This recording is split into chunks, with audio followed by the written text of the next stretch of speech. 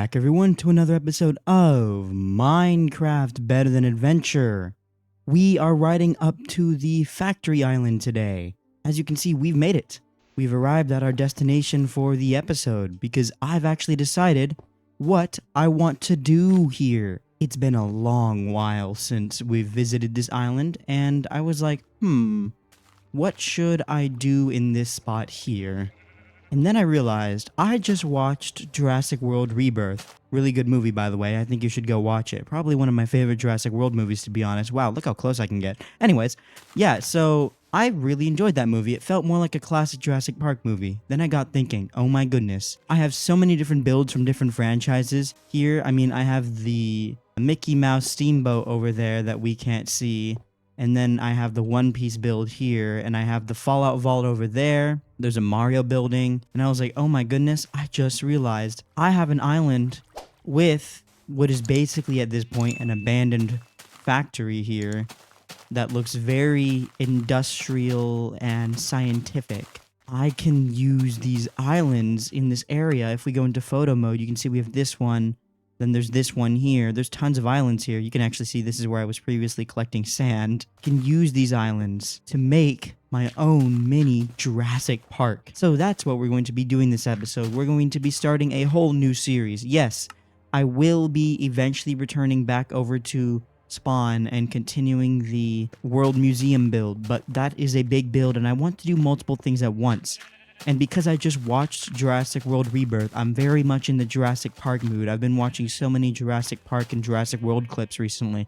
By the way, if you've watched all of the Jurassic Park and Jurassic World movies, rate them down below in the comment section, like 1 to 10, 1 being the best, 10 being the worst. Personally, I think obviously the best is Jurassic Park. And then the second best to me would actually be Jurassic World, because Jurassic World showed us a fully functioning and working park, which was just crazy to me. But anyways, Jurassic Park is the classic. I grew up on it, and I will be building the Jurassic Park Gate today. This is actually a build I designed myself. I was looking at pictures of the movie's gate. What I realized is that a lot of people, when they build the Jurassic Park Gate in Minecraft, they use regular stone, but in the actual movie, it's much darker colored than regular Minecraft stone. And I thought, oh my goodness, basalt is perfect for that. So we are going to be using basalt to build this. I'm actually really excited. You can see these two pillars here are where the gate is going to be. It's 7 wide like this, not including the doors that will be here. And I will put some fencing around here. And I've brought along a ton of palm saplings to give the tropical island vibe. Let's go ahead and sleep real quick. Yeah, off camera, I cut down a ton of palm trees so that I could get a bunch of palm saplings. I'm very proud of this. Like I said, I designed this myself. I did not look at any other tutorials or previous Jurassic Park Gate builds. I was just looking at pictures from the actual movie to base this off of. And I think I did pretty damn good for just using the movie. I'm actually super excited to build this thing, so I'm going to get right into it. The base of it, I made it 3 blocks tall. I did not want to make this too big of a build because I knew I wouldn't finish it. And I don't want this episode to be too long. I have a pretty decently large backlog on me right now. Luckily, there is like nothing here in the way, so I can use my water bucket to climb up. This gate is kind of an odd design, to be honest. The way the gate looks in the movie is that it's got depth to it going inward, but also inward this direction. So like inward this direction, but also it's slanted a little bit this direction. So building that in Minecraft was a huge challenge for me, but I think I figured it out, or at least I did decently well, because the way I've done it is that for the first part of it, it's pretty straightforward and up like this. I hope I brought enough basalt for this, but I'm honestly thinking I didn't. This might use a lot more basalt than I thought. But this part here is a basic 3x3 after the 3x5 down below. Then from here, it actually gets thinner again, I believe. It goes like this is how I built it. It gets thinner like this. Then 1, 2, 3, and the brazier. And hopefully this doesn't light me on fire, but just in case, I'll come down here. Bam! I've only used a brazier once, and it was in the campfire over there, so really happy to be using it again. You can see that the design I've come up with here is a little bit odd and a little bit flat looking, but it goes upwards like this while also still slanting a bit like this, which is what the movie had. I tried adding even more dimension and giving it more slant here by adding things here, but then it looked too big and bulky and just not like the movie. Basically, the braziers, they go like this. There's one here and one here, and they move like that because they represent the torches on the actual gate in the movie. Oh my gosh. How did I not notice that? I cut down a bunch of trees and flattened out this area off camera, and I did not notice that. Oh, that's so annoying. I don't know if I should have some dirt left from when I was flattening all this out in the chest over here. I'm gonna cut that down right now. That is such an eyesore. Oh my gosh. I hate people who leave these sorts of things floating. Okay, well, I don't have any dirt on me, but I do have the cobbled granite. I'm gonna take down that last part there. You ever want to just, like, do so many things at once that you end up doing nothing? Yeah, that's pretty much what's been happening to me all summer, if you're wondering why I've been so quiet recently. I've been doing so much at once, or wanting to do so much at once this summer, that I just can't get on my computer to do any of it. I finally pushed myself right now at 10:30 p.m. to go ahead and start doing some things. It also doesn't help that the summer anime season this year is absolutely packed, so I'm not gonna lie, I am spending a lot of my summertime watching anime. And then I've also picked up Harvard's CS50p course, which I'm slowly getting into the hang of, and I'm learning a lot in that course, so definitely not gonna try to drop it. Because the thing is, the course that I'm going to be taking when I go to Berkeley teaches in Python, and yeah, so I kind of need to get to know it decently well first. I'm going to actually leave this part hollow and use this to just light it. I hope this works. Then this guy goes here. Okay, so standing on top of a brazier does not ignite you. That's good. Wait a minute. That fall I just took was really suspicious. I always do this. I turned the difficulty to peaceful on my creative test world, and then never noticed that I left it on peaceful. That's not the first time we've done this in this series. I'm sorry, guys. In the Minecraft beta versions, when you set the difficulty to peaceful, nothing really changes except for mob spawning, so it's really hard to tell it's on peaceful until you take fall damage. So you can see the size that I've gone for the gate. It's relatively large, but not so big. And it looks like we didn't need to make that hollow because we in fact did have enough basalt, but maybe we might run out when we make the big arch of the bridge that makes this thing recognizable. I did have dirt. I didn't need to have the granite on me. I'm just gonna put this granite back. I didn't even realize. I'll just use this and keep the fire striker away. By the way, it's called a fire striker in Better Than Adventure, but in modern Minecraft it's called flint and steel. It makes it really hard to find in the creative inventory. I think the best way to figure this out would actually just to be building the gate first. The height of the gate is a little bit interesting. The gate is going to be open, and if I remember right, it goes right about here, and then there is a staircase like this. Thank God for the brassiere, or we would be burning this right now. Looks like I hope we brought enough brown spruce planks. Ooh, I don't think we did because I just realized that I actually have slabs at the top here. Thank God I brought the minecart so that I can travel back and forth easier because we actually need to go back and grab more spruce planks. So I actually really like riding this thing back, but there is one little unfortunate issue when I ride this thing back. You guys will see in a second when we ride over here. Boop, it turns into here. And then when I jump out, I'm inside the glass and I have to move into here, then break this thing, because if I don't, I'll accidentally break the glass, and you can see that's why these two crafting tables are here. And because it turns like this, if I turn it this way like this, when traveling backwards I'll do fine, but then yeah, also this lever's broken because it always breaks whenever I update Better Than Adventure, and I'm not going to fix it because it's kind of cool and unique. But yeah, I'm really sorry for being so quiet recently. I've just been experiencing a lot of burnout, and then there's that sort of feeling of getting onto the computer and then immediately feeling a lot of dread. I don't know, it's really hard to be at my desktop recently. I think it's mostly just because during the summer, I really don't want to do anything, but I know I can't just do nothing because I should pursue my own hobby. And I have a lot of fun making YouTube videos. It's just getting into the actual video itself that gets me. I just can't do it at first. Once I push myself to actually get into the video, I'm fine. I'm gonna craft a slab here. because we actually need slabs for these, and I'm gonna need a few of them. Alright, now we can head back. Heading back is the nice part because we don't get any detours. You know, as we head back, I could just briefly talk about AI YouTube thumbnails. I don't support them. So I've known some people that use AI thumbnails, and to be honest, it's just really hard to click on a video when it has an AI thumbnail. Oh, but Diamond, it makes YouTube more accessible. No, it doesn't. I'm 90% sure the click-through rate of AI thumbnails is no better than if you just don't have a thumbnail at all. You could just go the Moist Critical or Ethos Lab route and not have a thumbnail. Those people haven't used thumbnails and they're successful. It's your content that helps you really. Because even if someone clicks on your thumbnail that's AI generated and it just looks nothing like the video, then good job. You just got someone to click off and now your video is going to perform even worse. If you want to get into YouTube, part of the business is learning to make and create thumbnails. If you can't do that, then YouTube isn't right for you. Or you know what? Just don't make any at all. Because if you enjoy the actual content creation and you enjoy making content, you will find success either way. So my take on AI thumbnails is that they look ugly, they're horrible, and I will never click on one ever. And people who use them get an instant nope for me. I know that would be and is a little controversial. I might have just severed some friendships saying that, but I'm really tired of seeing these. And they're really ugly, and I do not support where AI is going. AI should not be used for content creation and creativity. AI should be used as a tool to help us so that we have more time for our content creation and creativity. Not the opposite.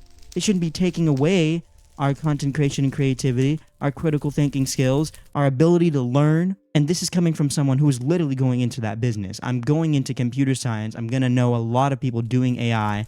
I might even get a master's in AI myself. It is a really interesting topic. And I really like using AI as a tool, but I will never ever use it for creation and creativity. Maybe every once in a while, I might use it to look or see if I can have it help me find inspiration. But I will not have it generate inspiration for me because that gets rid of all of my critical thinking. Now, I will say that Google has been getting really, really bad recently, so I can sort of understand using AI for search results, but you have to understand that it often hallucinates, and as long as you keep that in mind, I'm okay with people using AI for search because Google search is no longer usable anyways, so it kind of just makes sense to me that someone would want to try something different. I think that's the length of the door that we need. I mean, obviously, it's already 4 long in of itself, and this is only a 7 block wide gap. But the idea is that it's supposed to look like a big and menacing door, and I can do this over here too. So you can sort of see it taking shape. It's got an interesting look to it. I wonder if we should make these doors any wider. I feel like they're wide enough, right? Especially given the width of the actual thing. If these two closed, they would overlap, but that's sort of the effect they're supposed to have. Right now, you're kind of thinking, okay, this doesn't look much like the Jurassic Park Gate yet, dude. What are you talking about? But you'll see it in a second, everyone. You'll see it in a second.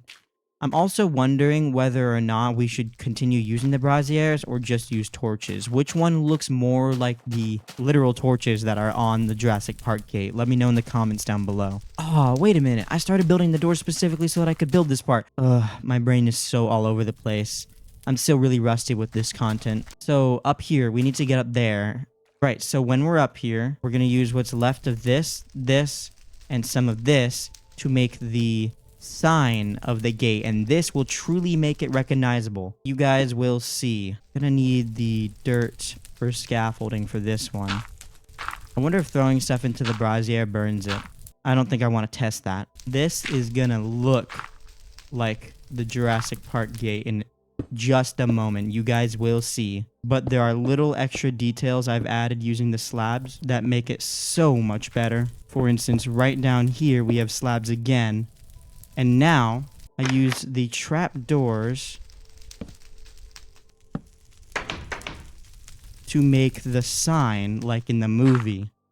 Because if we just left it empty here, it would look a little odd to me. So I had to fill it in somehow. So I thought the best way to fill it in would be like this. And now, look at that. This might be my proudest build yet. My previous proudest build yet was probably the Steamboat Willy Boat because that was also built completely by hand. But this thing, I really can't see it as anything else except the Jurassic Park gate. I mean, it looks so good. And the orange trapdoors just really add to it because that's where it would say Jurassic Park. The orange trapdoors add that little bit of extra depth. The use of the slabs like that really gives it the curve that the original Jurassic Park gate has. The braziers give it the fire that it had. It's just so cool. You know, I've seen this one, but for Jurassic World in person in Hollywood at Universal Studios. And like, the scale is pretty much the same. Although maybe it's a little bit taller in Hollywood. But I think I've actually scaled it pretty well as well. I mean, I kind of started it by just eyeballing it, but it looks like I got it down pretty good. And now we move on to the final bits and pieces. You might be wondering, well, what can be after this? You have the gate complete. Well, the Jurassic Park gate is not really complete without the famous fence that is like in the background covered by trees. So I figured I would actually build this as well using these guys, and I'm gonna connect it to this here, maybe even use the stone bricks to properly connect it in a second. And then I'm gonna use the palm trees to cover this up. The height of this thing is about the same height as that. So like right there is the height of this thing. And I use the stair. Oh wow, yeah, look at this is trippy. They're like basically invisible. Now I'm just gonna continue placing it like this. This is so weird. It feels like I'm standing on nothing right now. What's nice about this is that it actually confirms I got the correct height, which is nice. Ouch, there we go. There is one part of the gate. We'll surround this with bushes so that it looks a little bit better, but you can see it really start to form once the gates are there. Now this one is going to be a little bit trickier because we have to sort of hide it. So I figured it would go here. Now the nice thing about this one is that it should line up pretty good, like this. And for the parts that it doesn't, we can just connect like this. Ooh, or not. It doesn't connect to dirt? Come on. I guess we can quickly use the extra dirt we have to try to cover this thing up. Something like that, where it looks natural, and when we plant the trees around it, it should look pretty good and hide a lot of this, honestly. Looks like we had just enough chain link fence to finish this, I think. Yep, we had literally just enough. Oh my gosh. I never actually count the amount of resources I'm using in my creative test world builds. So the fact that I literally had just enough to actually do this is crazy. Now, I'm going to be planting a bunch of these guys around the area. Can they grow? They can. Okay. So because they're palm trees, they can be placed on sand, which will be so helpful for covering things up. This is going to be great. These things grow incredibly fast too, so... And they grow tall, but I don't want them to cover too much of the build for the thumbnail. Put 3 on this side here like this, and then put some over here as well. Right about there should work. And then over here, I want it to be visible in the thumbnail, but I also want it to feel like there's just as much foliage as in the movie, so that's where it gets tricky. Like that might work for now to cover things up, but not be too bad. I'll have to go and grab my bone meal. Alright, got the bone meal. Not sure if I managed to do a transition clip there. If you don't know, last episode was the first video edited in DaVinci Resolve, and I have no idea if I'm going to be able to figure out all those tricks.